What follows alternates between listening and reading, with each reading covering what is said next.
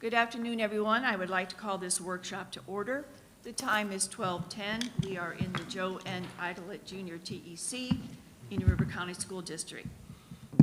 Dr. Moore, the floor is yours for the superintendent's workshop. Thank you, Madam Chair. We do have a number of items A through E will be presented by our Chief Financial Officer, Mr. Fagan. Each of these items have been presented to board members during board briefings, and our intent is to discuss them with you today and then bring them for approval at our next board meeting at the end of February. So with that, I'll turn it over to Mr. Fagan for items A through E. Thank you, Dr. Moore, to the chair, to the board members. Have a few items here. First item is renew a term contract for tile flooring.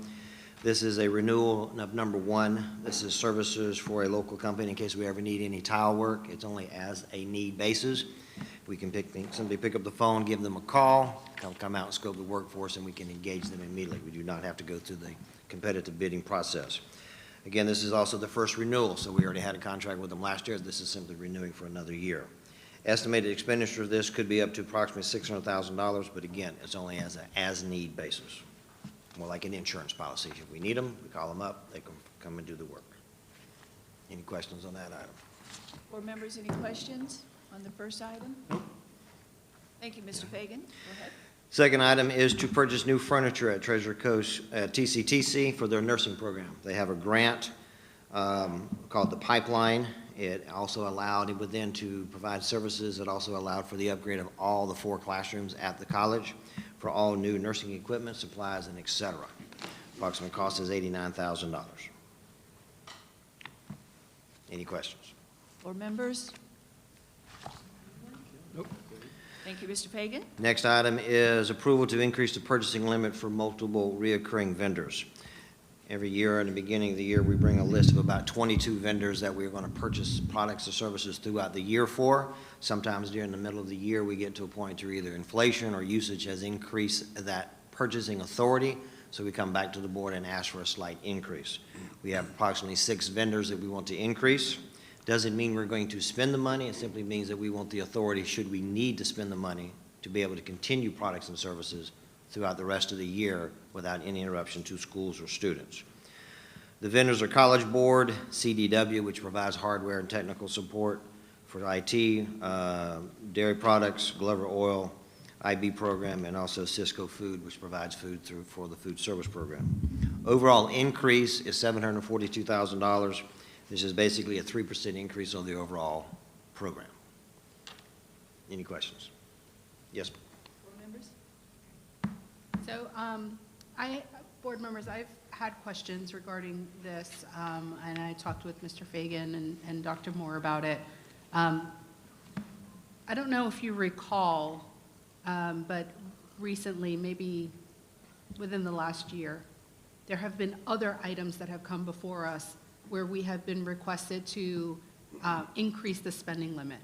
And as Mr. Fagan mentions, it's kind of like a credit card. You know, you increase your credit limit on your credit card, not that you're going to use it, but that it's there in case you do need it. The difference with using the credit card analogy and what happens in the way that I understand it in school budget is that if we are going to increase that spending limit, we have to take those possible funds that we're increasing and kind of store it in a bucket. We've used bucket before, the bucket analogy before, kind of put it aside into its own bucket so that if we need it, it is there tagged for that particular spending item.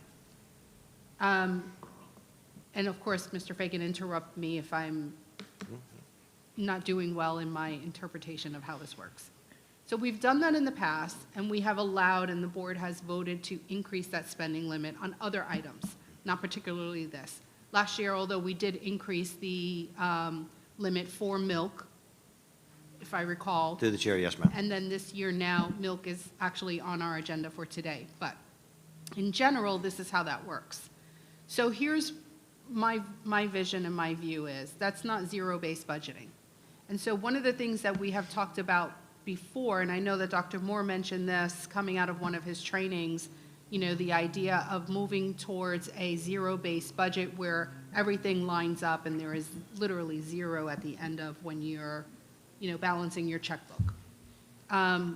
This doesn't allow for zero-based budgeting, and if we keep, and there's nothing wrong in the request of this, so please, with all due respect, but if we keep allowing for an increase of these limits, and we keep pulling away monies that could very well be used for things like cybersecurity, or things like fences, or things like, something else that might actually be of an immediate need to a student, or, use them for the classroom purposes, for academics, for raising math scores, then we won't have this money in this bucket to be able to be used because it's earmarked for this particular purpose.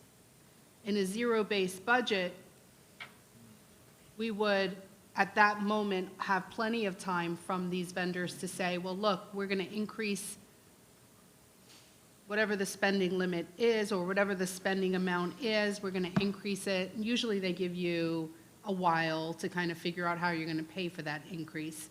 We have plenty of time at that moment for Mr. Fagan to come to us then and say, we've just received notice, our milk is going to increase, we're going to need to amend our budget and pay the increase for the milk. I'm okay with that. But what I'm finding an issue is constantly moving funds earmarked for a particular purpose that may never happen. If it never happens and there's never an increase, then at the end of the year, all of those bucketed earmarked funds go back into general fund, and then they're recycled all over, again within our budget.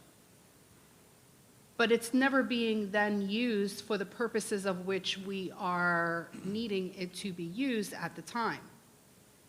So I'm not in favor of this time. I was in favor of it the last several times. And now it's just come to my attention, like, how many times are we going to do this? We've got to stop. We've got to put a limit on this. We don't need to do this spending limit. We definitely have other needs in our district that have come to our attention recently that seem to have priority than to earmark some of these funds for these particular items. These items, again, if there is an increase, we can address it when they arise. We can address it at that moment. I have no doubt about that. But to constantly keep, and I will preface this by saying Mr. Fagan is doing the right thing, because in our budgets at home, we would want, if we could, to save a little bit on the side in case, your HOA dues go up, or in case, whatever, some other bill, comes in, your car breaks down. But we don't necessarily have to do that here, and we don't have to do it now either. So I think that's my view of it. I have done a little bit of research on this, and Mr. Fagan has not interrupted me, so I think I summarized that a little well. I'm going to say very well, because he didn't interrupt at all. So I'm going to leave it to the board to have follow-up conversation, Madam Chair. Thank you, Ms. Rosario. Ms. Berenborg? Yeah, two questions for you. If the money in the bucket isn't used, when is it released? End of the year, all funds are swept into a closing end of the year account. But you could at any time during the year say to us, we have money in here and we can move it to here. Through the chair, yes, ma'am. You basically do that every month with your budget amendments. I'm constantly moving appropriations around Right, as so the I money need. could be moved Yes, at ma'am. any time that we need it. Yes, ma'am. Okay, that's my first question. The second one is, how will this handcuff you if we don't approve it? Worst case scenario is I bump up against that authority limit, and someone calls up and says, Ron, we're at the limit. You can't buy any more milk. You can't buy any more computers, whatever the situation is. And we say, okay, put it on hold, and we have to have an emergency agenda item. So why would it have to be an emergency if you know you're getting close to the limit? That's what we're doing now. So I'm assuming I would be Are you at the close limit. to the and limit get the now? call. I call the soup and say I need an item, and it may not fit in the timeline at which to add an item to the agenda. It So- may be like I'm calling on the 25th and saying I need an add an item for the 27th. So are these all needing, because you're close? Is I'm that why getting, you're I'm bringing getting these up? close, I'm trying to add a cushion so I don't have to come at the Okay. last minute. It's That just, was my it's kind of like an insurance policy. I'm trying to hedge my authority in case I do need it, so I don't have to come at the last minute. But the money could be moved if we needed it to be moved somewhere else. To the chair, yes, ma'am. Mr. Barefoot? No, I don't have any questions. Dr. Posca? I don't have any questions. I have a Just- follow-up. Just a couple questions. I think Ms. Berenborg asked mine about if we need it. I've seen this happen quite a bit in the years I've been here. Just a question, on the IB program, the 100 to 150,000, could you explain why you're going up with that? To the chair, yes, ma'am. There was a slight cost increase. Also, there was more students participating in the program. That's right. So between those two, we didn't know exactly how many we might need by the end of the year, so we were just trying to hedge our bets. Yeah, I was talking to Mr. Sturgeon a little bit ago about that. And they do not just the IB diploma, but the certificates, which really gets a lot of our students involved in that. And I like, is that the same thing then, Mr. Fagan, for the College Board? To the chair, yes, ma'am. Okay. Ms. Rosario? Thank you. Just to follow up, so the earmarked funds, or those that are in this bucket in waiting, if something happens that we need to pull from those funds to pay for an emergency leak, that's just Yes, ma'am. an example. And so we're pulling from this bucketed amount for the leak, that leaves this spending limit less than what it should be. To the chair, no, ma'am, your spending limit is there. I mean, I have to find the appropriation to back it up. So if I Right. had to pull the money, as mentioned before, I would borrow from that account if necessary, in your example, fund the leak, and then find money to put back into the account to fund if I need it, say for IB or oil or dairy Okay. products. so what are the challenges with trying to find the monies to put back into that earmarked account? We would, through the chair, we would review all the accounts that fit in that fund, in that category, and see if there's any residual funds that haven't been spent somewhere, and if I can, then I move those then. What if there aren't? Your worst-case scenario is you'd have to come back to the board and say, I need to tap into my 5% ending fund balance appropriation. That'd be your worst-case scenario. Okay. But generally, that would probably be a very last resort. And I'm sorry, and because Mr. Posca is new, I'm just assuming a lot of this conversation might be new. If not, I don't know if Dr. Posca needs, No, I've reviewed the school finance stuff with Awesome. Mr. Fagan. thank you, sorry. You're good. Any other questions from board members or comments? Okay, Mr. Fagan, thank you. Through the chair, next item is disposal of surplus property. There's approximately 66 items on the list. Oldest one is dated 1979. Original values of all the items were about $469,000. They've been fully depreciated down to about $30,000 or 6% of their value. Most of the items either are obsolete or too cost prohibitive to fix and repair and keep in service. So we surplus them out and replace them with new stuff. Okay, Any questions? start with Ms. Berenborg this side. Don't laugh, but I laughed when I saw this. A paper punch that was $2,500. What does exactly the paper punch do? Can you give me that line item? Number 4? Number 4. I'm assuming that's going to be something in the print shop. Oh, yeah, probably. So way back in the day, That was purchased in 1991. Obsolete, no longer, no, that's about food service. Obviously, they bought finance department. That's us.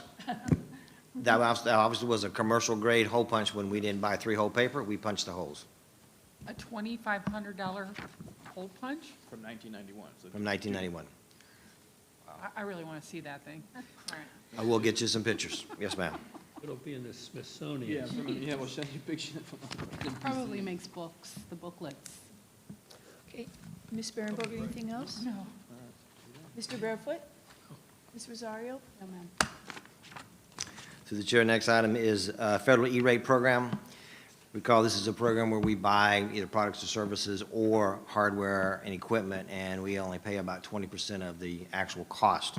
This is a process in which we're going to be buying through Category 2, network and infrastructure equipment, The bids have been submitted. They have not been received back yet, so we're not sure yet who the bidder would be.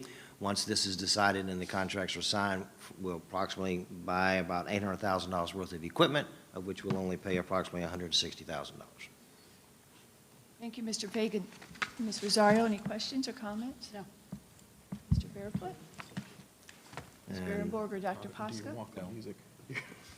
Thank you, Mr. Fagan. Yes, ma'am. And then our final item will be presented by Mr. Bass. Item F. Thank you.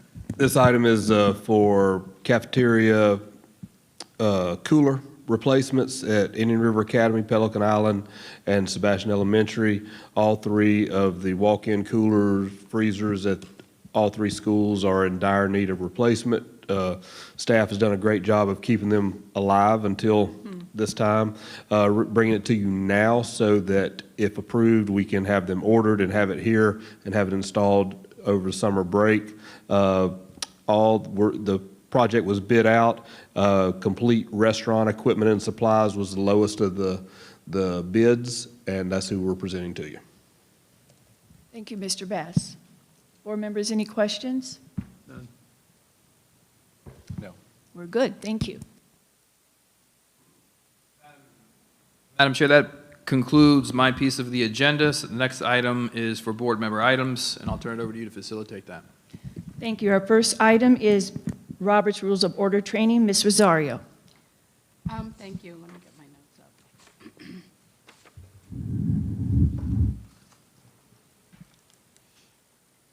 up. So board members, I mentioned at our last meeting, and I have been talking about Robert's Rules of Order, even with Dr. Moore,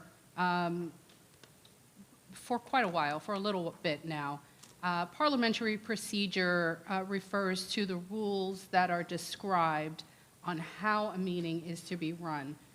We have a policy in place that states that our rules are to be Robert's Rules of Order. Other boards can choose other rules that are adopted by that board, but the common one, as you know, is Robert's Rules of Order. These set rules really help establish the authority of the governing board, the authority of the chair and how the chair runs the meeting, and then how each one of the board members who is considered the assembly is actually treated in the meeting. Robert's Rules ensures that every single board member is treated fairly and equally, as the board chair is supposed to be an impartial person, running the board meeting. So understanding that, I went to a few meetings on Robert's Rules recently, and I realized that we are so far behind in this area. We as a board desperately need training, and I'm hoping that you all would agree to this. The rules that help us not feel railroaded or overwhelmed at meetings could actually, this training could actually benefit us to ensure that that does not happen. There are tools that help us have effective meetings. They are tools that help the rules and the customs equip us, all of us, with dealing with problems that we face as a board. They assist also, we all know, I'm just throwing in there, that our board attorney is our established and approved parliamentarian. So there are some things that also we as a board could know in Robert's Rules of Order training to engage in conversation with our parliamentarian and vice versa, so that if the parliamentarian has a question for us, we know what she's talking about. Or if we have a question for her, which can happen if you have a question on parliamentary orders or order of the day. If you recall at the last meeting, I interrupted because there was a question on the orders of what we were dealing with at that time, which interrupting for that purpose was absolutely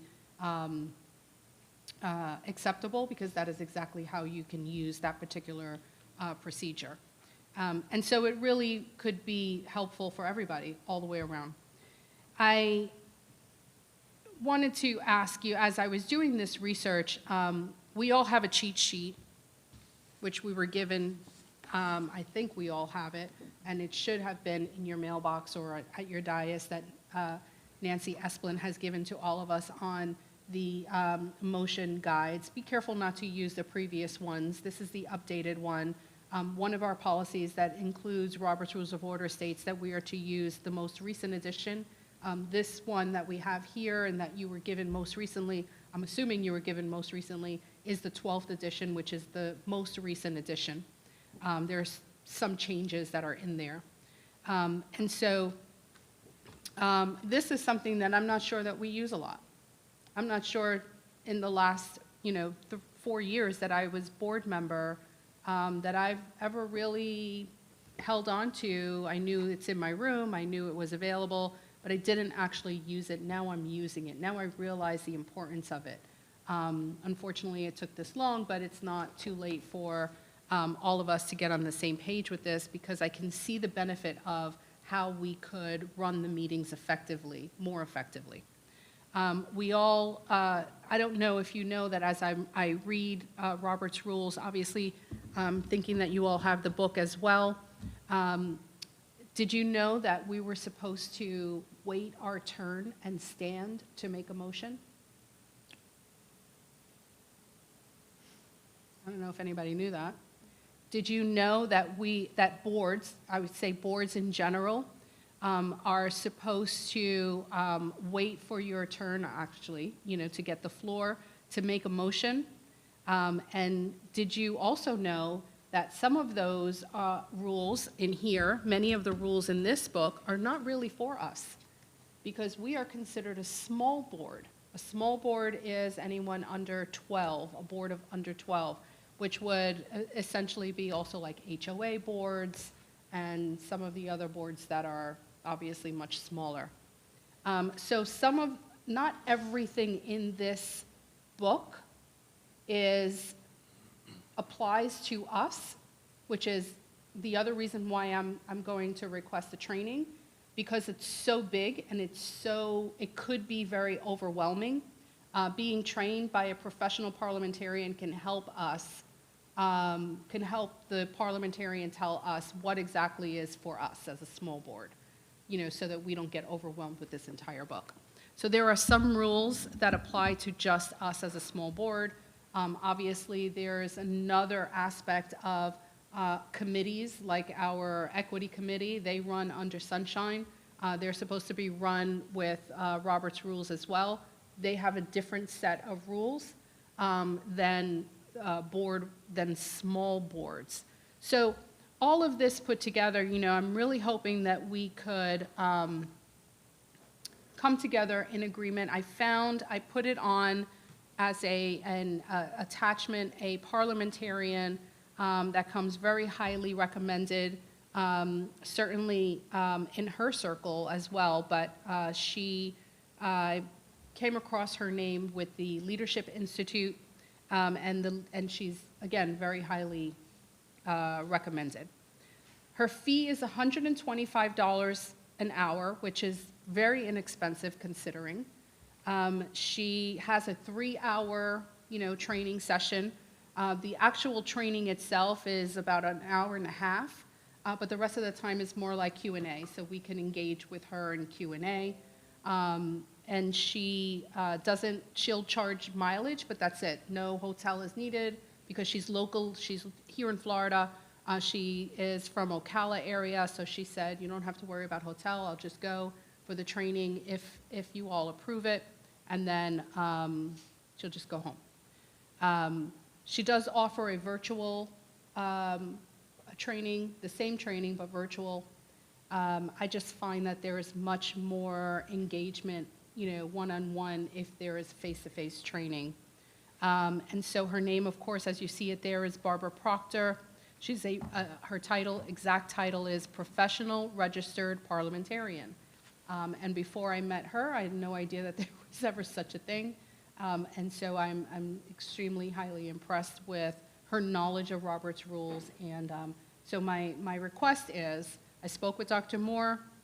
He's on board. I've spoken with our attorney, who seems to, and I won't speak for her, but I can certainly, you board members can ask for her opinion. I think that she is on board as well, and I'll just leave it, that's my item. Thank you. Thank you, Ms. Rosario. Board members, any questions, comments?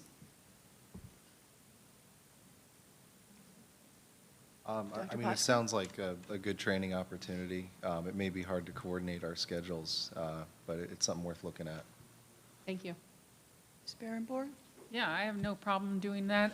I was looking in Florida statutes when you were speaking because you said that we don't have to use Robert's rules. And I know when I started this, it was actually in the statute that you had to use Robert's rules. But now I'm looking and it looks like the statute's been revised. Why? I'm just curious. But I'm all for having training for all of us. I think it would be good for the new chair as well, seeing that there was that concern. I don't think all of us are as well-versed as we could be on Robert's Rules of Order, which is fine. The standing, I have a question about that to you. We're a small board. Yeah, we're a small board. That's Why for a we- general assembly, for a large assembly, isn't it, to stand to make a motion? It's classic in a parliamentary situation. That's what I thought. Yes, through the chair, that is my understanding as well. For small boards, which we are, there's a bit more informality, and something formal like that, you could just by your own practice not engage in. So there, you would not need to stand to make a motion. I haven't seen that done in any school boards Yeah. that I've witnessed. Because when I interpreted Robert's rules, and I did go through a training in Robert's rules a couple of years ago, there's a difference between the General Assembly and an elected official sitting on a board.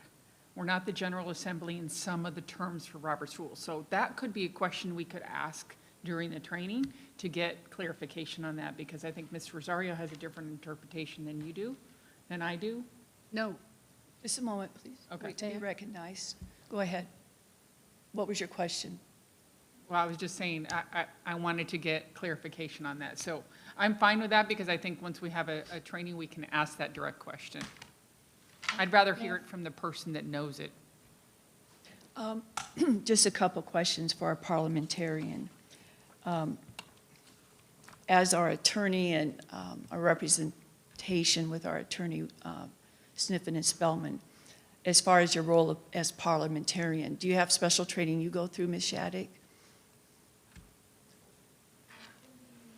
Woman, I have done a training, but, you know, also I've sat as an attorney for boards for many years, so a lot of what I know is from carrying around my Robert's Rules, carrying around cheat sheets, carrying around a Robert's Rules Made Simple, and just briefing through it and learning by each situation that I encounter and doing the research, since most of the stuff, as you know yourself, going to these board meetings is pretty standard. Right.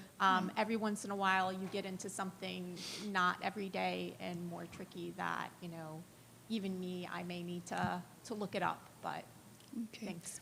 One thing I'd like to add is, Dr. Moore, I think you're the first one of all the board meetings that I have witnessed over these 40 years that you will say through the chair, which I think is important.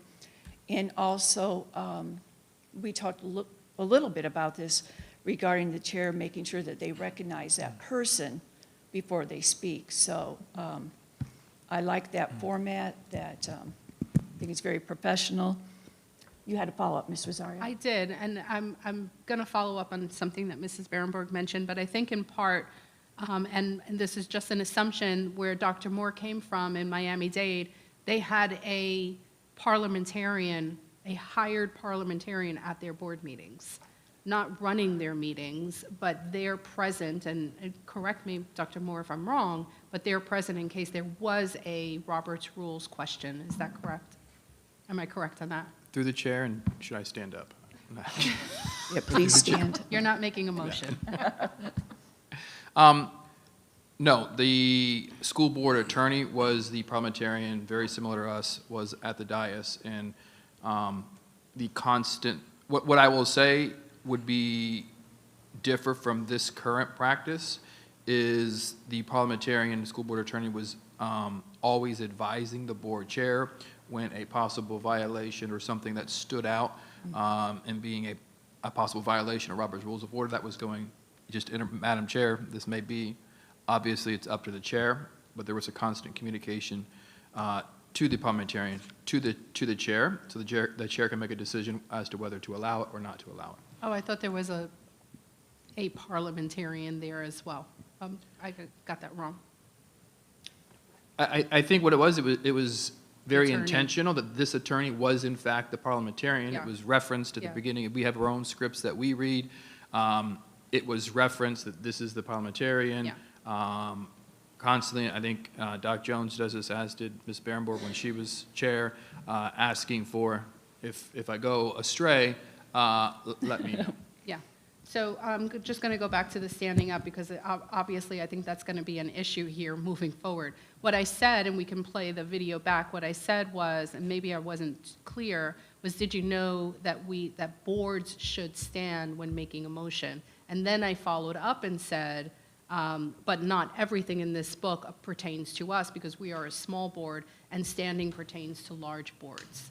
So just want to make that clear there. My hips would never make it for me to be able to keep standing for every motion. But, little things like, when an item is debatable, when it isn't debatable, when, they're not even little things, they're big things. When an item needs 2/3 vote, when it doesn't need 2/3 vote and just the majority, the simple majority.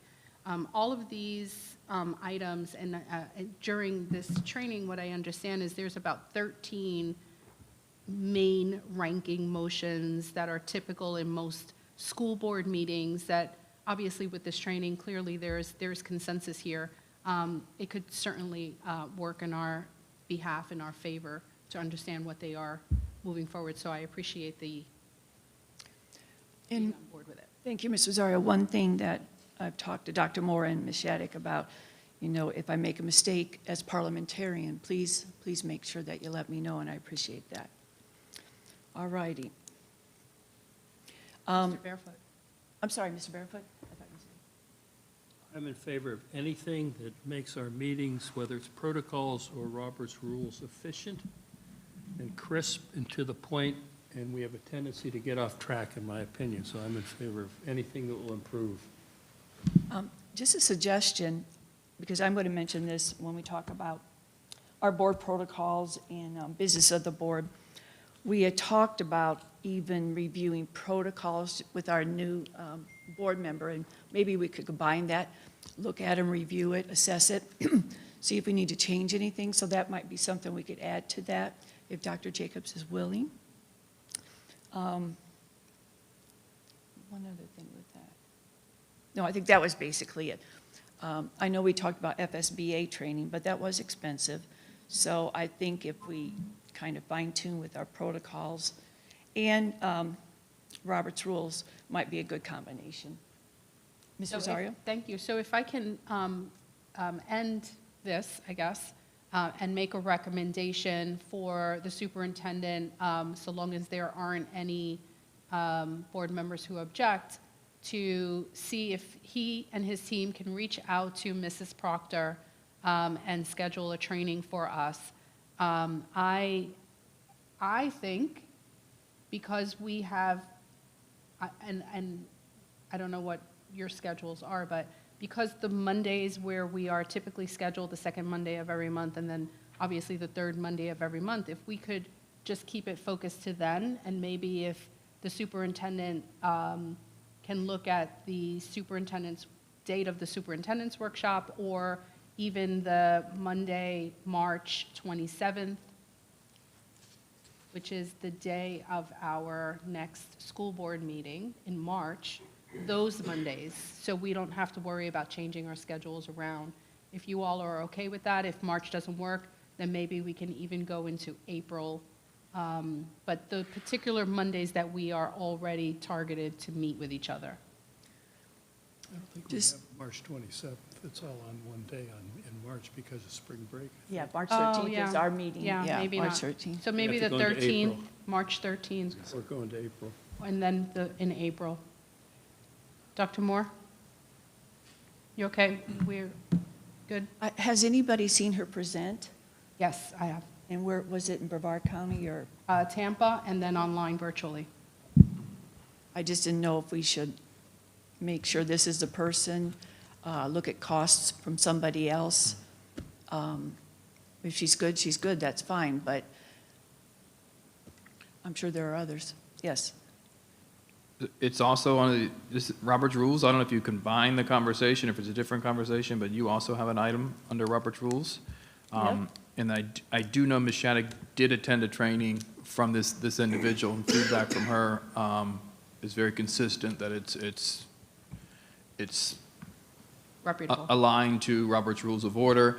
I have always been and will always be that I'm not a component of canned professional development. So if it's the desire of the board, I would reach this individual and say, we want to focus in on these specific areas. We need this more than that. So it's tailored to our needs. And if that is the case, which I think it should be, we can kind of have consensus. And what I'm hearing is the facilitation of the meeting, when you all are having discourse or debate regarding a specific item, highlighting on that, just the very simple structures to facilitate meetings.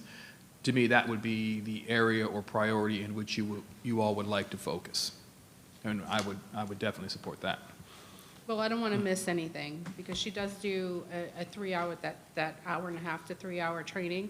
That is exactly what you're saying. It's board training for Robert's Rules of Order. Right, and Yeah. that, I would definitely follow up and have, I would follow up, have a conversation, look at dates and make sure that whatever would be presented would in fact meet the desire of the board collective. And maybe we could put a little time in there to review protocols if we need to. I mean, I know we have this information from Ms. Esplin on protocols and kind of the cheat sheet, but it's just good to do. Thank you, Ms. Rosario.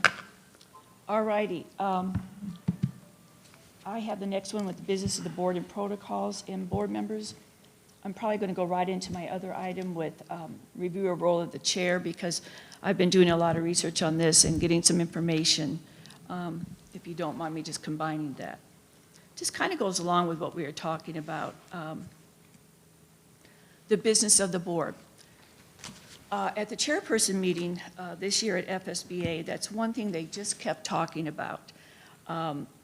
You are there to do the business of the board. Obviously, we have great citizen input, then we have citizen input sometimes during action items, but that is our focus. And if the Roberts Rules can help us really stay with that focus, because, we have agreed with Dr. Moore on one meeting, and then usually another workshop or discussion during the month, and so we have a lot to cover. So getting into personal issues or anything that's not surrounding or being encompassed by our strategic plan, we've got to be careful there. When you look at our missions and our beliefs and strategic plan, they all kind of come down to student achievement. And how do we achieve that? Well, several things. Recruiting and retaining great teachers, good communication, fiscal responsibility, community partnerships. They all come down to what we want to do for our students. So making sure that even agenda items, and I know when we have discussion and workshops, board members can put information on that. I understand that. But just making sure that we keep to that focus. And that is something I would talk about when we have the training. I know we haven't gone through our protocols, but Dr. Posca, I would like to say one thing, and I'm sure you've gone over them. I'd just like to thank you for your professionalism and your professional courtesy. I appreciate that. Very impressive. And as I've said many times, we're not always going to agree, but we can disagree with respect, so I appreciate that. It also says in protocols, chair and superintendent work together on the agenda. And again, keeping it focused, because the most important bylaw, I believe, is 0018. And I remember when I went through that whole red book, that one just really stuck with me.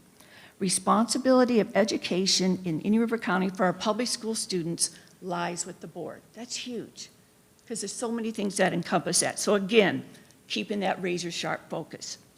One other reminder as chair, and I think this is important for our public, have workshops and meetings. Make sure that we get that agenda out for our public 7 days ahead of time. And I know that sometimes there's an emergency, but that action item should not be added unless it's for good cause or emergency. I think we've done pretty well on that the last few months. And also in our protocols, letting the superintendent chair know ahead of time if you want to add anything for discussion, workshop, or meeting agenda. Again, we don't want to catch 22. We want to make sure that everybody has all that information. Seen this several times, and FSBA talked about it. The board governs us. We govern ourselves with professionals, not being on our phone, not texting. Now, I know we have our laptops out here, and I'll pull up that agenda and look at the backup material, but it's very, very important for our community who watches us. You know, are they paying attention to what's being done? Because we've got a big job serving our 13 elementary, 4 middle, 2 high schools, exceptional student education program, alternative, and of course, Treasure Coast Technical. About 14,500 students. One other thing, maybe we could talk about this if we look at protocols or amend them. When we get information from the public, I think that happened a couple times last year, giving that to Ms. Espin so we all get a copy of what it is. Because sometimes if somebody gets a copy and I don't, I just want to know what's being said. And if it's given to us, obviously that's public record. Those are just a couple reminders that we have. I just, you know, being a part of this community for over 40 years and having the privilege to serve on the board, I think it's important that we always, always portray a professional and courteous discussion. And I liked what Mr. Barefoot said, anything to kind of help us with that I think is important. That's the only thing I want to say on that. And then, if you don't mind, I'm going to go to this, you've all seen it because it's on the agenda, the PowerPoint, and I got that from a backup. The book I've been using for Robert's Rules is a new one the FSBA recommended. His last name is Slaughter, and that's the one that I bought myself. I'm not going to go through every slide here. In fact, it's like the first 10 or 11 that really referred to us. Like Ms. Rosario said earlier, some of this goes into large assembly. But just pointing out a few things for the chair. And I discussed this with Dr. Moore. Sometimes in the workshop, we just start dialoguing back and forth. But you really need to be recognized by the chair so I can make sure everybody's getting their own turn. So that's one thing I've got to do a better job on as far as what we can do here. Obviously, the chair is the presiding officer. This is all in your PowerPoint. The vice chair will come in when the chair is not there. Election of the chair and so forth. Now, the chair is to open and call the meeting to order and then announce the proper sequence of business that comes before us. So when I say assembly, I'm thinking of the citizens here. Again, we don't want to change up that agenda. We need to stick to what it is 7 days ahead of time unless it's an emergency. We talk about dilatory motions. I looked at that pronunciation. It's pronounced differently. But sometimes, not this board, but I've seen boards weaponize Robert's Rules where you're not getting to what you need to do as far as the business at hand. So I don't foresee that happening here, but, you know, I'm going to go back to a mistake I made. And Ms. Rosario mentioned this a little bit when I said, I'm calling the question. I shouldn't have said that. It was not an action item. I can do point of order, or I can just put the gavel if I think it's not going in the right direction. I mean, a chair can interrupt, but that was a mistake on my part, and I will certainly own that. I am a lifelong learner. Declare the meeting adjourned. One thing they talked about, and I think we need to stick with this, address the chair as chair, refrain from speaking until recognized. If 2 members request recognition at the same time, chair's discretion as to who speaks first. I'll do my best to see whose turn it is, and refer to any other member in a respectful manner. And of course, the person who makes a motion is the one that can carry it out first. This was important. I always used to say this to students and teachers. Refrain from attacking a member's motives. The measure, not the member, is the subject of debate. When 2 students are having an issue, don't make it personal. talk about what the real issue is. Now, this one says avoid using member's name. You could describe it some other way. The member who spoke last, I think we're small enough to do that if we feel it's necessary, and we're professional. Where the chair knows there are members with opposing views, the chair should alternate recognizing members between those with opposing views as much as possible, and I will certainly try to do that.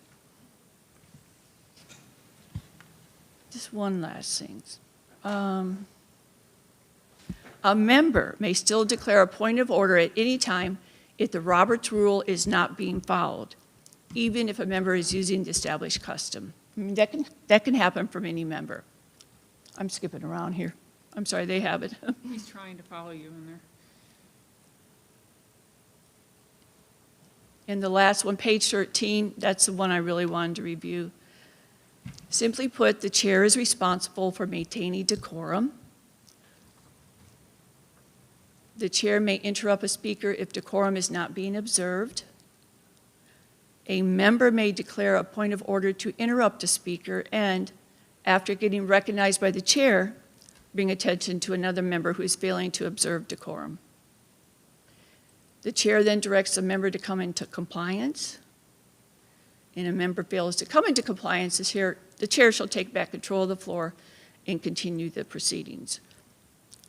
So in general, this is about the chair making sure that there's decorum. And I know that each and every one of the 5 board members wishes to have that at all time because, again, we're just meeting once a month business-wise and action-wise and making decisions. Now, these workshops are to discuss and have consensus, but that's something that I just wanted to review with all of you because I've got to do a little bit better job on recognizing people before they speak and making sure that I look at all sides and try to call on each other in some kind of rotation so I just don't keep choosing one person first. Those are the things I wanted to highlight. Now, if we continue with the Roberts rules with our, when we do that training, I'm sure we can come up with other questions, but I'm going to go back to what Mr. Barefoot said because I think he said it the best. We don't have time to waste time. We've got time to do the business of the board. That was just my little presentation on that. If anyone has any questions or concerns. Ms. Rosario. Yeah, the PowerPoint that you have here, where did it come from? It was a recommendation from FSBA. I can't remember exactly the source, but. Because there is no date or reference or resource here. The only thing that is here that I can see is that they're referencing the 11th edition, Right. not the 12th edition. Right. So and many of these are for Assembly. larger boards, Yes, ma'am. as you mentioned. Yes. The non-naming of someone's first name is recommended for large boards, not for small boards. For small boards, you can absolutely, say a name, board Well, member and I think Barefoot, right. like you just mentioned before. Right. You said Mr. Barefoot. Right. That's not something that is, so there are things that we have to be careful what we're sharing because some of these items, they mention the mayor. Oh, yes, They ma'am. mention the municipal code. We don't abide by a municipal code or we don't have one. And so I just want to be careful that we're not sharing things that don't actually pertain to us. So clearly, there are other boards that this might have been a very larger training at a different time and might not be updated for us. In the beginning of my conversation, I said basically page 1 through 13 are what can pertain to us. I knew there were other things with assembly, but I think that the things that they say about chair is important, and I just wanted to review that. Thank you, though. Any questions from any other board members? Yes, Ms. Berenborg. Since the chair sets the agenda with the superintendent, please allow an hour between meetings, especially if we're going to have a morning meeting and come, I'm talking to both of you. Yeah. And come to a meeting like this, an hour, please. I understand that you don't know if we're going to go over time, but seeing this board and, I don't know, the history, you can assume that that might happen. Just saying, that's one thing I'm asking for. The other thing is on slide 17, it says that the chair may interrupt the speaker at any time to inform them that they are out of compliance. Please be careful with that. Please make sure that you understand what that means. They need to be out of compliance. That's right. Frankly, I was offended when I was interrupted at the last meeting because I didn't feel like I was out of compliance. So I just think that we need training. I agree. Mr. Rosario is correct. This board needs training. This chair needs training. We all need to understand what the rules are and abide by them.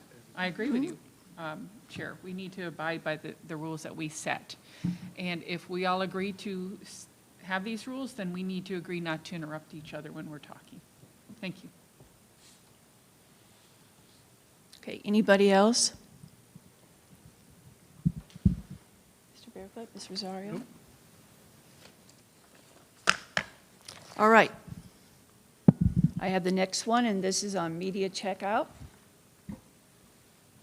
Again, everything was attached to your agenda.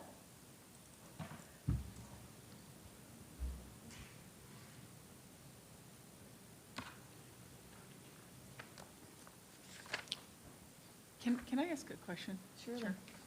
When was the circulation report posted? Because I must have looked at this early on because I didn't see the posting of this until this morning. Okay. I asked for it earlier, but I didn't get it posted till Friday. Remember, because the reason why I asked that is we've asked several times now for when you're going to bring an item. Right. Backup items need to be on there and time for board members to really look at it. Absolutely. I Yep. asked for it earlier. All right, I just wanted to share this with the board and our public because I've been getting a lot of questions on media checkout and when the next set of books challenges are coming up. It has an August through October, and this is just traditional checkouts, not any books dealing with IB, dual enrollment, AP, or resources. This is traditional checkout. And again, for the public who's watching, all of this is attached on the agenda if you want more specifics. And if you look at August through October, you can take a look at this as far as the percentage of the middle schools and the high schools checking out library traditional books. And then there is one for August through November. You can see with the average of our media centers, August through October, in the middle schools, you have a combination of 1.7, 8.8%, 1.1%, and 11.4%. And then our high schools, 1.4% and 1.1%. If you look at August through November, you can look at the 4 middle schools, and they range from 3.6% of students checking out the books to 35%, and that is happening. I actually talked with the Oslo Middle Media Center because they are bringing classes into the library. August through November, we have a 9.3%, Sebastian River High School, and then the average for Vero Beach High School is 2.8%. One thing we've been talking about, because I'm very concerned about students using the media center, is taking our media centers into the future and looking at some things. I think Ms. Becerra and some team members are going to Martin County pretty soon because we want our media centers to come alive. And I want to say this again, the media specialists, I'm not looking at saying, oh, we need to get more students in the library. I know students are reading on their iPads and their laptops and their Nooks and their Kindles. So we're not tracking that, I understand that, but I still think if you look at our media centers, they're not being used like they should be, and all we want to do is improve that. Now, obviously, we have a new state statute on selection of library and instructional materials. I attended that training with administrators a few weeks ago, and that was online training that I participated in. In the last board meeting, the board decided to change the number of employees on the committee so that we have 5, I believe, parents and 4 of the adults from the district. So I think we'll have 9 on this committee now. And again, just looking to see what we can do to get more use out of our media centers. Then I had a lot of questions on how many of our challenge books are being checked out. And one thing I want to say very clearly is that if you do not want your child at this time to read any book in the media center, you can fill out that form. And last time I checked, there were 39. And at this time, I'm just, again, checking, concentrating on the middle and the high schools. We have about 103,000 books in our middle and secondary. And you could take a look at the general checkout. But if you look at the challenge books, again, all in your handouts, we have had 46 total checkout in middle school of the 19 challenge books. And that is for 1.5 years. 31 by students and 15 by staff. And if you look at these challenge books at the middle school, you can see that many have zeros next to their name. Now, when you look at the high school, and this one's interesting, we have 131 challenge books. The total checkout for 1.5 years, 265 of the challenge books, 200 were by staff out of the 265. 60 were by the students. And if you take a look at 60 out of the 4,714 students, it's about 1.3% that have checked out these books. And what I want to do, and I'd like to do this probably quarterly, I'll check with Ms. Bass or Dr. Shafty, is continue to request this information. At our last review of books, I think there were, Dr. Moore, correct me if I'm right, 165 that were challenged, 160? Okay, and we totally removed 6 or 7 of them, and we also moved some from middle to high school. Because again, I'm getting questions on that. And as we all know, a lot of them dealt with CRT and LGBTQ. And the questions I would receive then is CRT according to whom, and what is the reasoning? They just didn't understand it. And why would a book LGBTQ challenge? We have LGBTQ families. And no, I don't want anything bad on the shelves, pornographic, but they want to know exactly why they were challenged and what the process will be. And since we now have a process, a state statute, and we have chosen the committee, and the challenge books will start to come again, I'm not sure how this is going to come to the board, but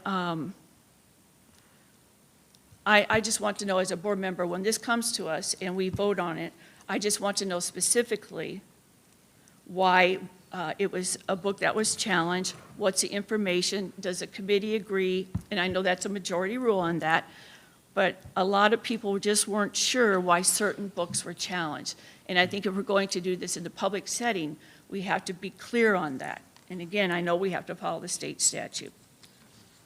In looking at the percentage of students that have checked out the challenge books, high school is around 1.3%, and the middle school, 31 students, a little over 1% there because of the 19 challenge books, 46 checked out. As we talked about earlier, there are a lot of issues that we want to deal with to keep our students safe. And I wanted to make sure our public understood where we were on the checkout. And again, I'm going to ask for this probably into the third quarter, so we can update ourselves. And of course, when we get our new challenges, we can see where they are and making sure our parents know that the books are being challenged. That's one key component for me. And Ms. Bearbor, as I said earlier, I tried to get this on a little bit earlier, but didn't get on until Friday. But for the public, all that information is attached. I know I didn't answer all the questions, but I just wanted to give the data, because again, our media centers, as you can see by all the books that haven't been checked out, that were challenged. But key factor for me is making sure students get into our media center and they use that as a resource for their studies and the standards that are being taught. Thank you. Questions? Ms. Rosario? All right. A few things. You mentioned, you said 167 books were challenged. Well, first, let me back up.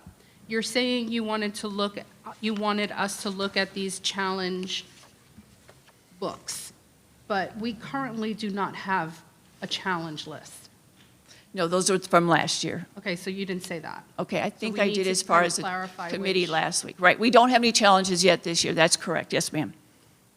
So this is, just to be clear for those who are listening, what you brought before us was a list of books that were challenged in February of 2021.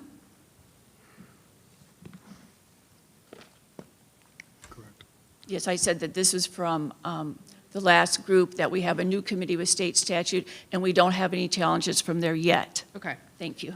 So there weren't 167, there were 157 total. 156 but then there's one missing, so it wound up to be 156. There were 111 at the high school, 19 at the middle, 5 pending review. This was in February 2021. 4 were lost, 7 were elementary, and then 5 were removed, were permanently removed. 22 what? February 22, 2022. Thank you. February 2022. Thank you. Appreciate that. You got to just interrupt me, because if when I'm looking, I may not see you. So February 2022. Thank you. But what's interesting here, what I had a question about, and I'm going to come back to the number of staff checking out books in the library, which is not unheard of. You know, that's the library that's in there, that's in the schools. But and you probably don't know the answer to this, but these aren't instructional materials unless they're used for instruction. It's not like they're taking out an algebra book, or a book, you know, to help with algebra instruction or biology or something like that. So probably a question that would need review on your part, Dr. Moore, why staff would be checking out books.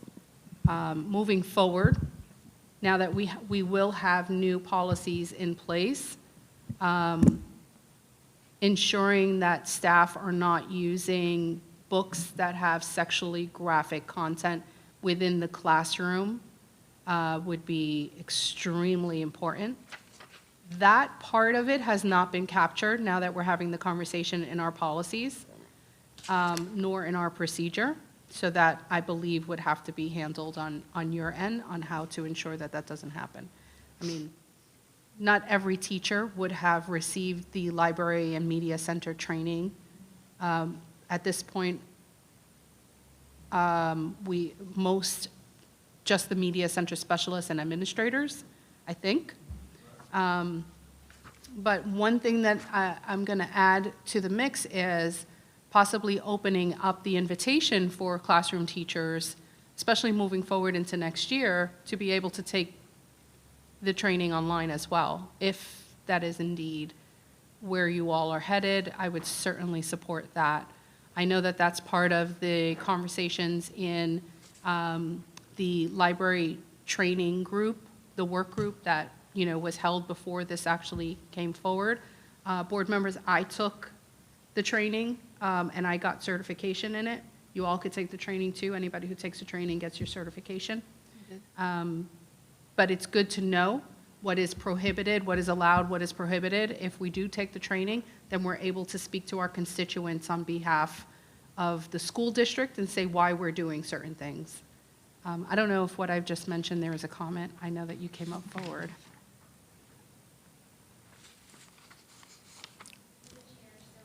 The important delineation with your checkouts is if you look, the frequency of checkouts 21-22 during the year of challenges there's a higher frequency of staff checkouts because some of those staff may have served on the review committee, as well as in speaking with some of the media specialists, they wanted to have a foundational understanding of the content. So we found that some of our staff members wanted to understand what the concerns were so that they could identify it and address it in future texts. I also, thank you for that. I also wanted to just, some of the questions that you raised, Dr. Jones, with regard to what the process is going to look like. According to the policy that we approved for public hearing, the procedure is in there. So what would happen? A parent has a concern about a book. A parent contacts the principal and/or media center specialist, as was captured in the policy, lets them know what their objection is. I have an objection about, Rainbows and Butterflies by Jacqueline Rosario. I explain to the principal or the media center specialist what my objection is. The principal media center specialist then has the authority to review that book and say, I agree with your objection. It's supported by statute why it should be removed, and reports to the parent and says, yes, this book should be removed because of statute blah, blah, blah, or it is offensive or whatever it is. Then the book is removed. The principal then reports to Dr. Moore or whomever, right? I don't know. At that point, the district office collects a list of those books that have been requested or challenged at the school level and removed. And then you have to, superintendent, has to submit that list to the Department of Education at the end of the year. If at the school level, the parent is contacted and the parent has said, well, I don't agree, I don't think that this rises to the level of removing the book from the library. Then at that point, the parent can challenge the district, submit a challenge form that has yet to be developed as of yet, although it might have already been developed, and we were working on it to extend it to allow parents to write as much as they wanted, attach pictures, hopefully if they have pictures of why they object to it. At that point, as it comes to the district for an objection, then that objection is communicated to the objection committee. The objection committee convenes, and the objection committee moves forward with reviewing that material, making a recommendation to the superintendent, which would then come to the board for final vote. That's a simple process. It's really not complicated. That's what has been captured in our policy that I'm very happy we finally will hopefully approve at the end of the month, which we will approve at the end of the month. Have to think positive. Because it streamlines the work. It's not complicated. And it's user-friendly for the parent, obviously, and it follows statute. It really just follows the statute that has been, put before us, the responsibility put before us. Have I said anything that I mean, obviously, we have several pages of policy here, but have I summarized it appropriately? Through the chair, yes, ma'am, you captured it. The one difference is if we're working to co-design the classroom library spaces and what that looks like for next year with our media specialists and our principals and our assistant principals. The intent is anyone involved in the instructional materials process, whether we have textbook adoption or whatever it may be, all stakeholders involved in any instructional material will go through that training. Beautiful. Dr. Moore, I understand the request to receive the list of new challenges moving forward soon, because I think that's what I heard Dr. Jones mention, that she's going to ask you for this same kind of report soon. I would just hold off a little bit until the end of the year, closer to the end of the year. When you're ready to submit that list to the DOE, I'm okay with receiving it then. Only because we don't know how many in the interim there might be. There could be a challenge material tomorrow. There can be 20 challenge materials next week. There could be 100 the following month. But if we're constantly asking you to supply this list, the list is not going to be it's not going to be a complete list. It might be fragmented, you might have some in waiting, some we're not sure, so then at the end of the year, we get this long list, we come back to you and say, well, we asked for this in March, why didn't you give it to us? But you didn't have it to give. So I'm okay with waiting until the end of the year, maybe before you submit it to the DOE, give it to the board for review. In fact, I think everything that you submit, to the DOE should be copied to the board so that we're aware of it for communication purposes and for transparency. But I'm okay with that process. Dr. Moore? Thoughts? Go ahead, but I'm going to ask for other board members' input, too. Okay. No, through the chair, I think you accurately captured the policy in which the board sent out for public hearing. Next month, we will approve that policy. And if there's the opportunity to fully ensure the community understands the policy in which you all will approve, we can push out that marketing as well. Thank you. Mr. Barefoot? I have nothing to add. Ms. Berenborg? Yeah, a couple things. I did attend the training. I did not sign to be certified at the end of it because I was not a school board employee. So I wanted to go and listen to what was being said to our employees during the training, and I'm glad I did. I believe 2 of you then came down to the training from the district office, which I think was very much appreciated to clear up some concerns and questions. So I appreciate that. When we do this challenge form, could we have ISBN number as part of that? I think it's extremely important because I'm looking at Mice and Men. Let me just throw that out there as one of them. I remember being told to read that one in high school. A very interesting book. I don't remember all the details of it. I just know that there are different versions of that book.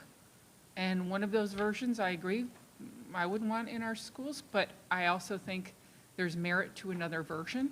So we have to be careful that we're making sure that the content that's in our schools is appropriate, and ISBN numbers are extremely important because that tells you which version of the book we're considering to be pulled. So if someone wants to do a challenge on all of the versions, that's fine.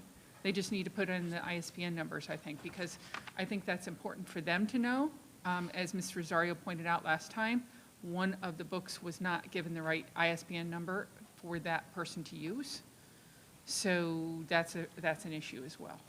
I think most of our challenges, though, should be a parent that actually has that book in their hand and brings that book to the principal or can get the number off that book.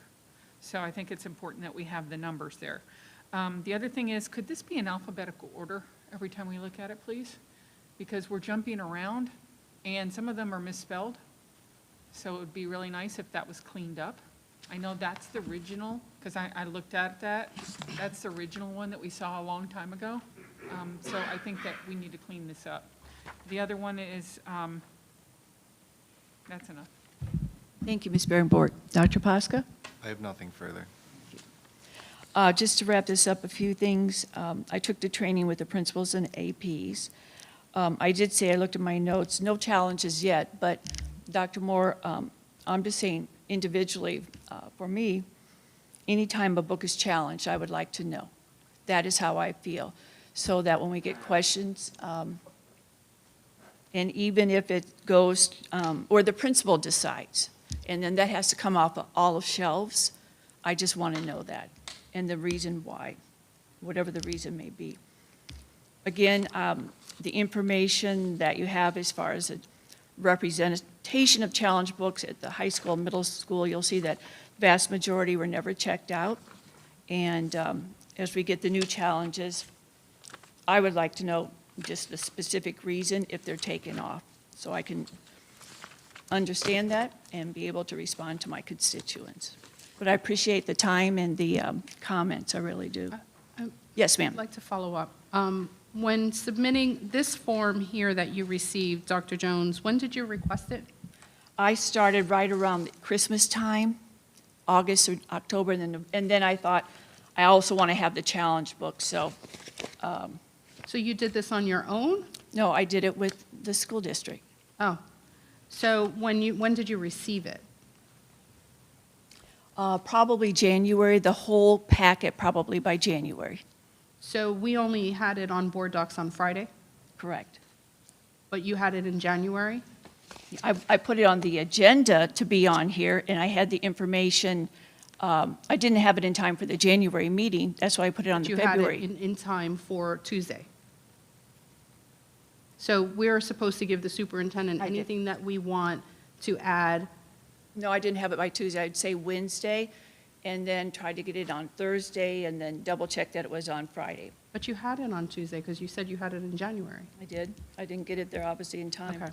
So I would definitely make sure that if we're going to hold board members accountable to submitting to the superintendent items for discussion or with backup items, of course, unless there is pending a date, or a deadline or something like that.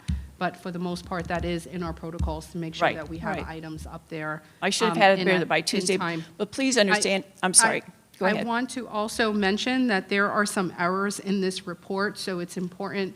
One of the books that I held up that we talked about at our last meeting, The Handmaid's Tale, it says that it was not taken out at all, but indeed, we know that Mrs. Berenborg had it.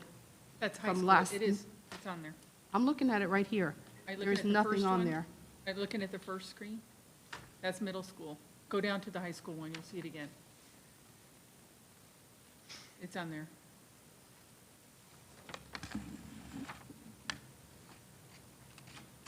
It was, supposed to be moved to middle. It shouldn't be on the high school list. I checked that out of a high school. I know, but in February, it was agreed that that book would be moved from high school to middle. The It missed me. reverse? So why is it still on the middle then? Back then? Okay, so it wasn't updated. It was the original list. All right, so we need to know, is there a way that we can put a note on what list is what list and when and where? Because, like a footnote or something, this list was pre-approved on such a date or not pre-approved, before approval, before voting, because it's hard to know when what was what. We received this as a backup. There's no other information for it, so it's hard to know where this is coming from. For anybody. Thank you.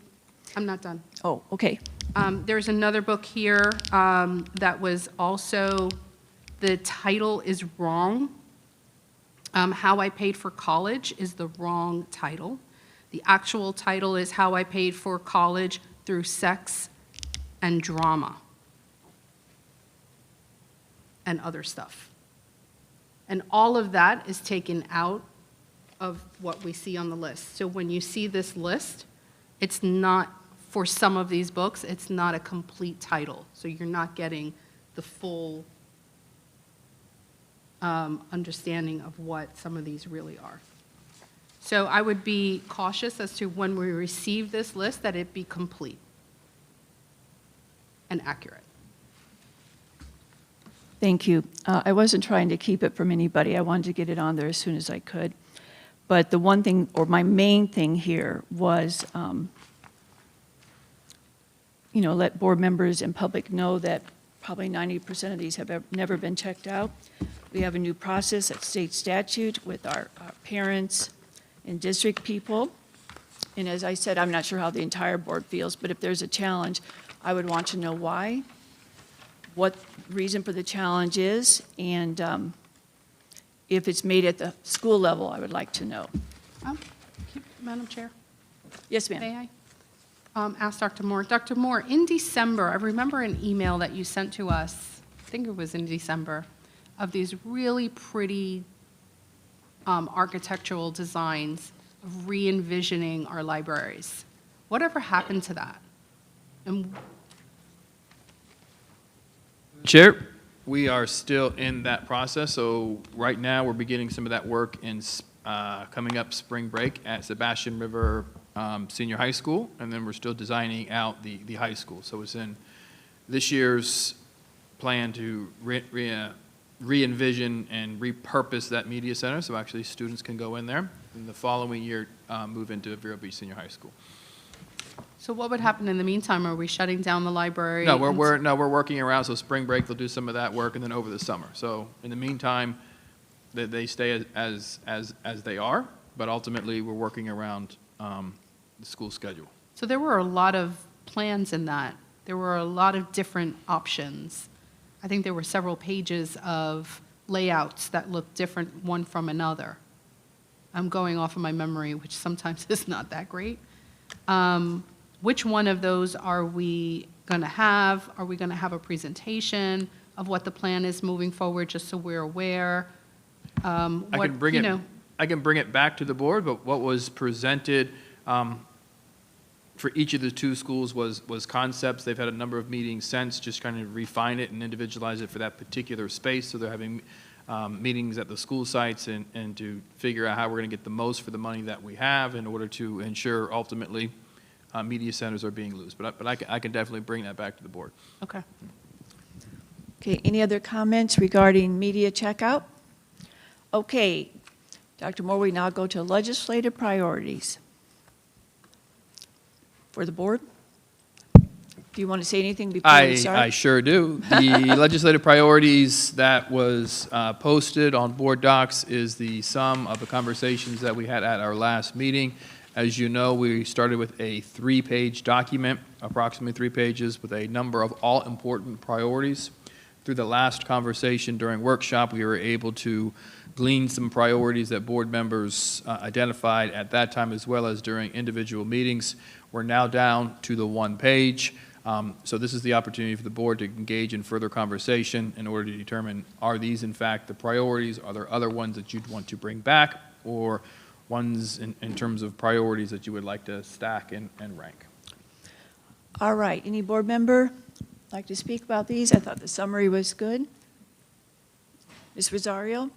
I have 4 of them that are, that I would recommend that we remove. When I look at this list, there's so much, and from the legislature's perspective, it's busy. It's a lot to read. Unless we break it up into front and back, it's just tiny font. It's a lot. And I don't want someone to look at it and then toss it aside. So there are 4 that I'd like for us to revisit and remove. One is under school safety and student well-being. It is Mrs. Berenborg's item, revised legislation to restrict minors' access to purchase vape pens and vaping materials, both online and in stores. We already have a law for that. The law currently states that that students, children under the age of, I think it's 21 now, should not and cannot have access to vape pens. So it's already enacted. There is also, there is the mention here about both online and in stores. That law also addresses the selling of these items for stores at retail. And the consequences are in there in that law, or outlined in that law for the retailers. So I just don't see that this would be, it's important, but I just don't see it as a legislative priority for us at this time, to add to our platform. So that's number 1. The second one is the increase in mental health funding to support expanded mental health services. Again, very important, but we have not been given any data to support the need for more mental health funding. There hasn't been any data-driven decisions, no presentations on this particular item. And so if we're going to be a data-driven district, we should make decisions based on the data that we have at hand.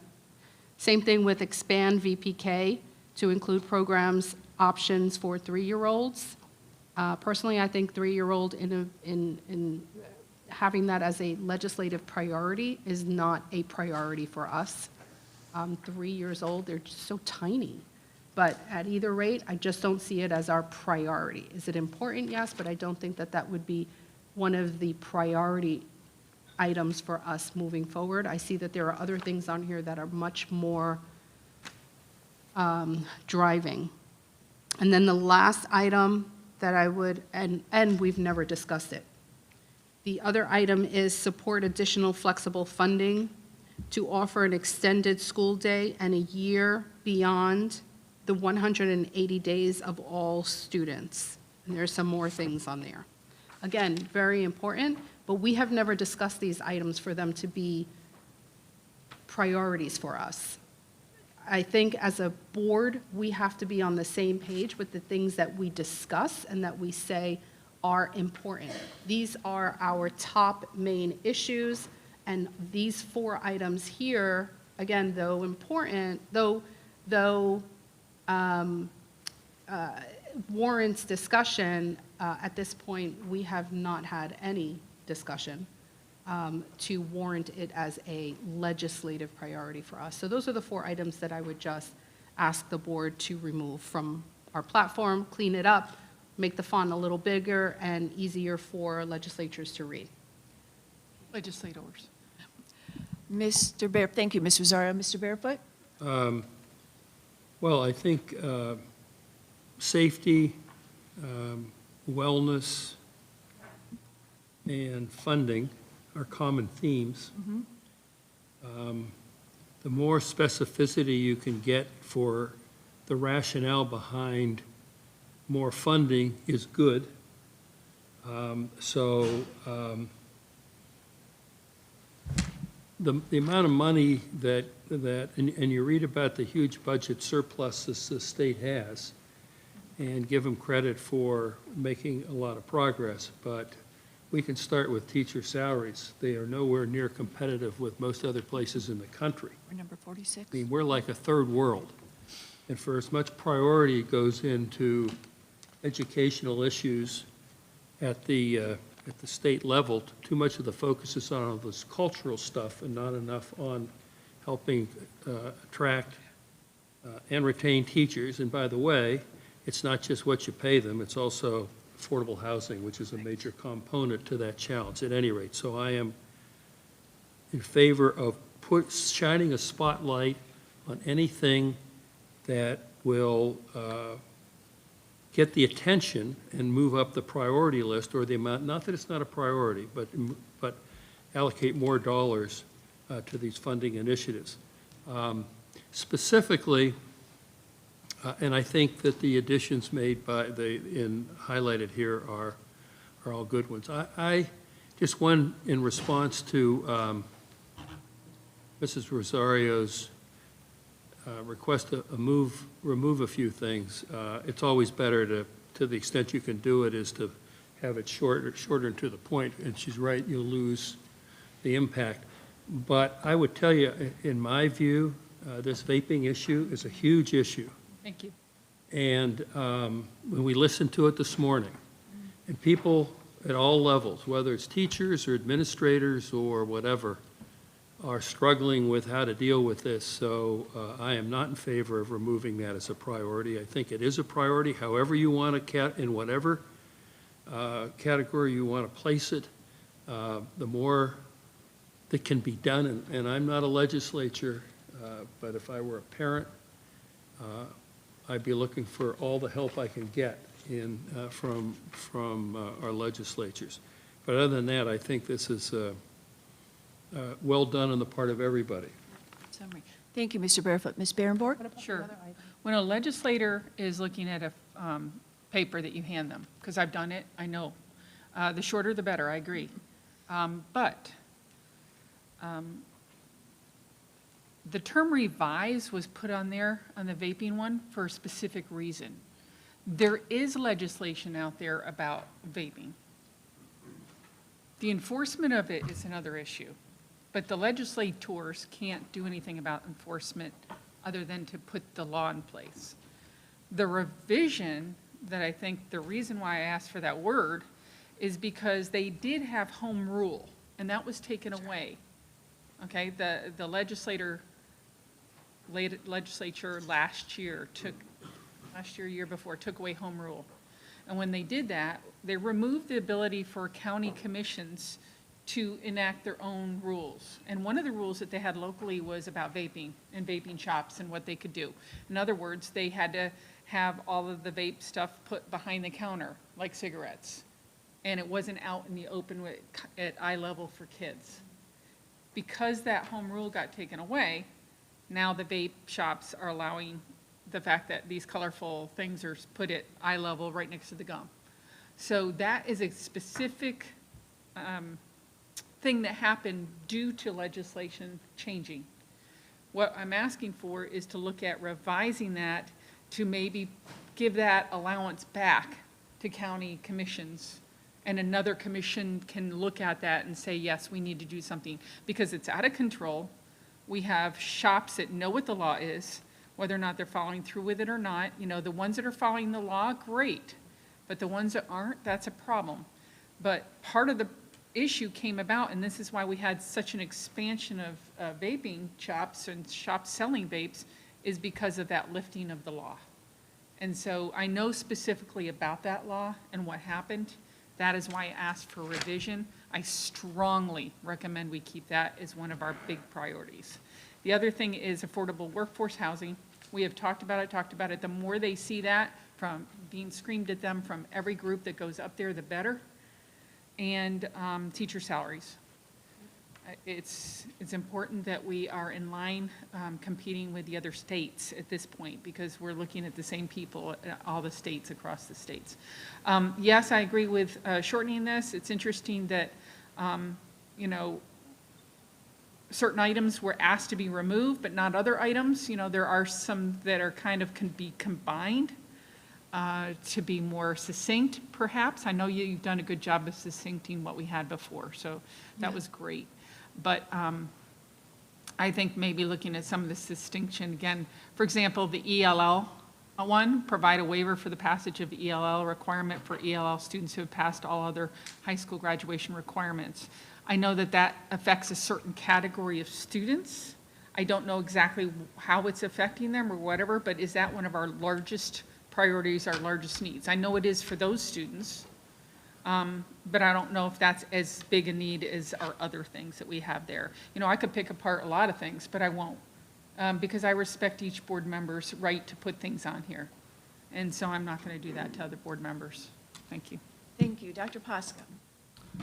I think overall it looks good. I think in general I would agree it would be nice to have it shorter, but I don't think there's anything we can really remove that we would agree on. So I think we should keep it as is.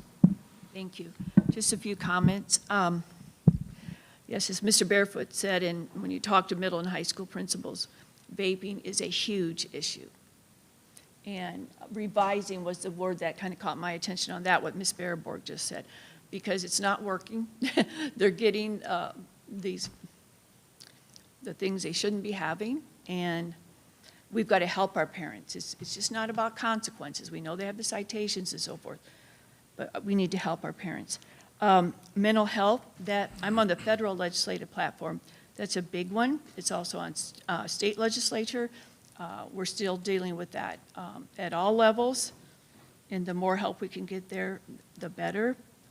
The VPK, Dr. Moore, that takes me back to our DSEG plan and what we're looking at for students. I think that's a very important priority.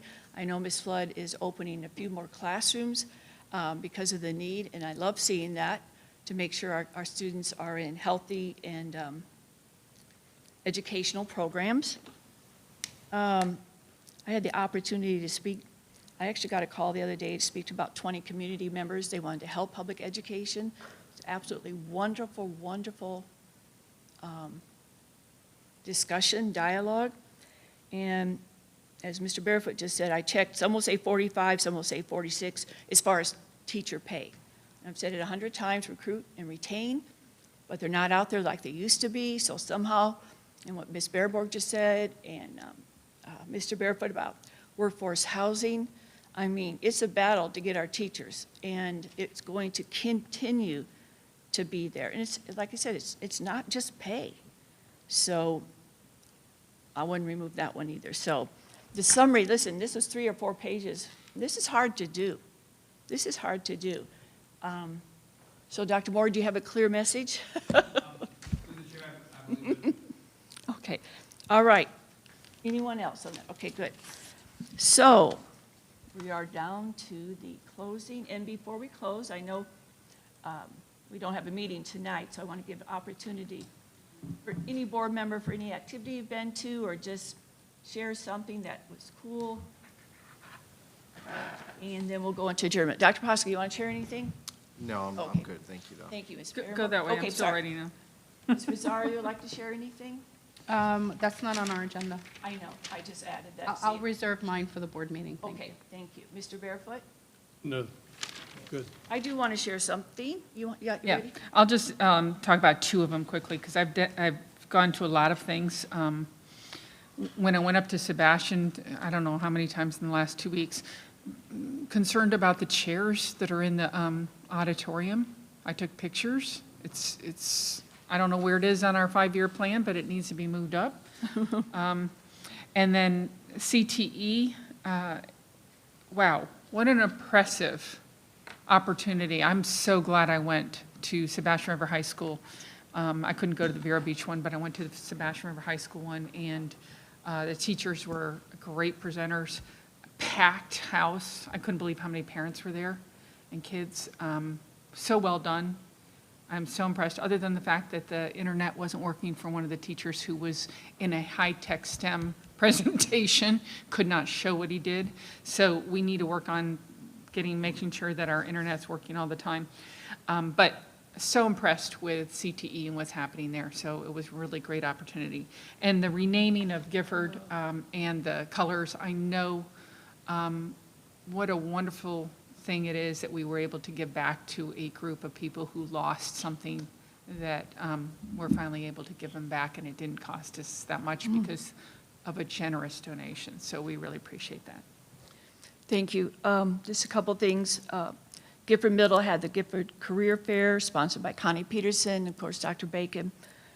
Absolutely wonderful with the community partnerships, and just to ditto what Ms. Berenberg said about Gifford alumni and the changing of the mascot and the colors.